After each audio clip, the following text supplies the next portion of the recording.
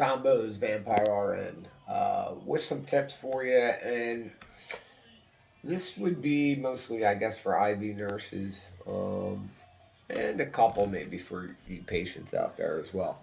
So, first off, and again, I've been an IV nurse now for a home infusion nurse and an oncology nurse for 17 years, 18 years, something like that.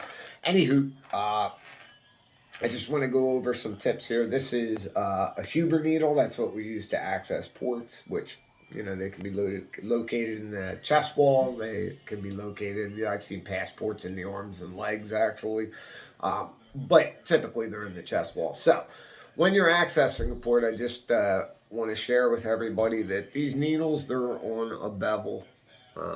So if you'll notice, the edge of that needle is slanted down like that.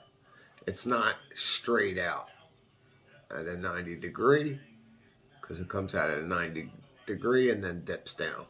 So when you're accessing a port, let's say this is somebody's chest wall, you don't want to come in at it straight with this. What you want to do is you want to rock it back.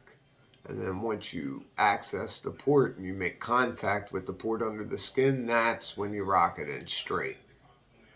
If you just go in and at it straight, you could just bend the needle and not access the port properly, not able to gain blood return. And more importantly, you could hurt the hell out of your patient. So always rock it in that way. And when you're de-accessing the port, by the same token, you want to rock it back out that way. You don't want to just pull it straight out. So there's your tips on that.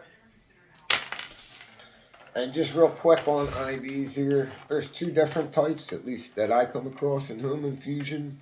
Mostly would be these two, and these are really the king of the home infusion market. These are the little spring-loaded ones. Personally, I do not prefer these ones because once you get into somebody's vein, you're supposed to hit this little button that retracts the stylet, pulls the metal through.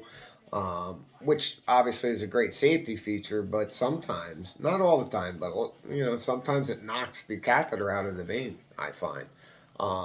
Whereas this type of IV, there is no spring action. So once you inject it, listen to me.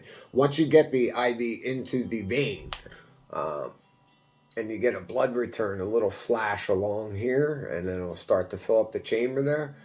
You just pull the stylet out as you slowly advance the catheter into the vein, and that's the safety mechanism. So there's no spring, so it can't jump out of the vein. So one trick that I've learned to do is prior to using this spring-loaded one, I can actually turn it into the same type of action that this IV works on.